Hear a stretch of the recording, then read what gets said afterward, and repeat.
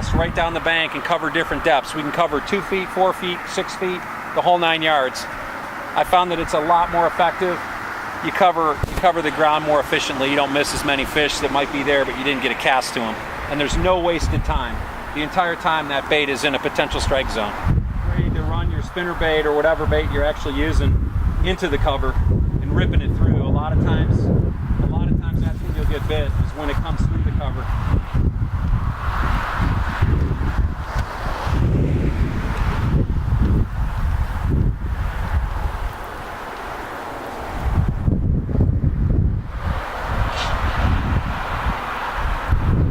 Oh, nice jump. Gotta love that. Oh my gosh. That power came out of nowhere. Not a bad one. That fish was just hanging a couple feet off the bank, just waiting for something to come by. Didn't hit it very aggressively. I mean, look at that. That's why I've missed a couple. I mean, they're just nipping at it. That fish was barely hooked, right on the tip of the mouth. Nice fish. Let's get another bigger one. Same deal. The other fish just a foot off the bank, waiting for something easy to come by. In a slack area, not in a heavy current at all. This guy, I think he just found a stump or something.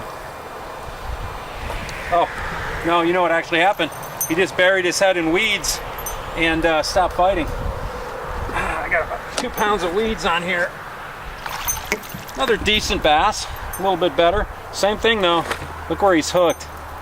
Just barely, just like the other one, right on the edge. A lot of times they'll hit this thing so hard you won't even see the spinnerbait in its mouth, but these guys are just nipping it. But he is not missing very many meals. Not a big bass, but nice and chunky like the other ones were. Let's see if we can find his big brother. You know, before we were talking about places where bass go in these reservoirs. You can see ahead of us is a bridge. The lake is about a half mile wide on average. This bridge narrows down to roughly 150 feet. And so when there's current flowing, it's got to come through there, and it comes ripping through there. And you can see how much faster the current's moving through there than anywhere else in the lake. In fact, you can follow the current all the way down the lake and see how far it goes before it kind of stops. Again, largemouth bass, they're not river fish. They're not going to camp out in heavy current. They're going to go around the bends and into the slack areas, and so a lot of times we'll find fish right off the bridge, or off an abutment, or someplace where they can get a little bit of relief from the heavy current. Also, that's a great place where bait fish are going to congregate. Dead bait fish, sick bait fish are going to get blown right in there, and so they don't really have to move or do anything. Food's coming to them.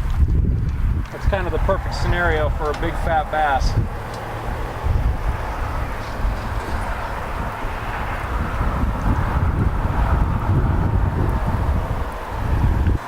There's one. There's one. Oh, this one feels a heck of a lot bigger, and he's leaving shoreline. This is a good fish right here, guys. Yeah, this is a way back. Oh my God. That's a net right there. Net fish. Oh yeah. That's more like it. Oh, come on, baby. There we go. That's more like it right there. That's a good solid 3-pounder. Now that time I cast a little farther offshore, and that fish was sitting in a little bit deeper water, and he smoked it. Holy cow. Yep, he was hooked well. That's more like it. Nice solid fat 3-pounder.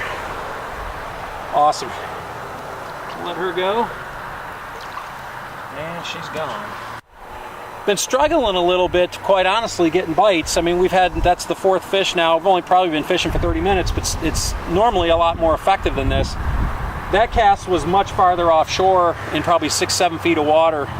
So I'm gonna run some more casts that way, a little bit farther offshore, and see if they're just sitting off the bank a little bit. But again, this is still incredibly effective when you cast parallel, because if you find that they're in 5 or 6 feet of water, you can make a long cast and just run the bait the entire way, that way right along the shoreline. And I don't think fish see baits come at them that often that way. They're usually seeing the baits going from shallow to deep. So anyway, we'll give that a try, see what happens. Not a big one, but it's a fish. Man, he absolutely crushed it. Small one. He liked it though. Second cast with the new Boyd Duckett spinnerbait, maybe. Which is, by the way, what we always find. These little fish are hanging real tight to the bridge. You can see where we are. There's tons of current ripping through here. Fish like that size will hang around here. They don't mind fighting the current. They'll stay here, but you really don't normally find the bigger fish in the fast water. At least that's not what I've found historically.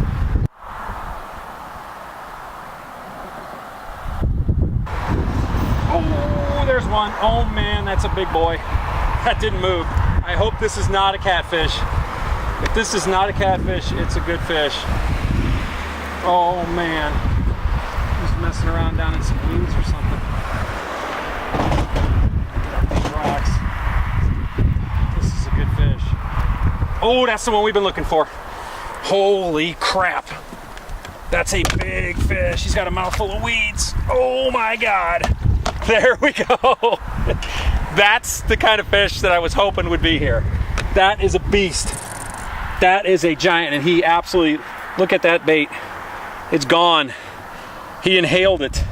And look at his gut. You think he's been eaten? I mean, that's why they're here. They're here because this is where all the bait is. I get a pair of pliers and get him out. That is a giant. Every bit of 5 pounds, maybe a hair bigger. Oh, that fish was hooked up.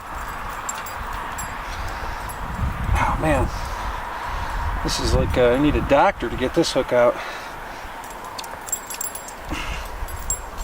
There we go. There we go. Out. That's a monster. That's what I'm talking about. These are the kind of fish that hang around in these areas. It's slack areas. They can just mill around, do nothing. Food comes by, they whack it. That fish did not hit super hard, but man, that's a good fish. I tell you what, I think we're gonna wrap it up for this segment of Trophy Fish Hunter, because I know I'm not gonna do any better than this if I stay out here all night. This is about as good as it's gonna get. We're here on a small Indiana lake. They just don't get much bigger than that in these types of waters. So we're gonna let her go and get this weeds out of her mouth and hopefully live to fight another day. Awesome. That was cool. That's what I was hoping would happen. Big giant 5+ pound bass. Indiana. See you guys next week.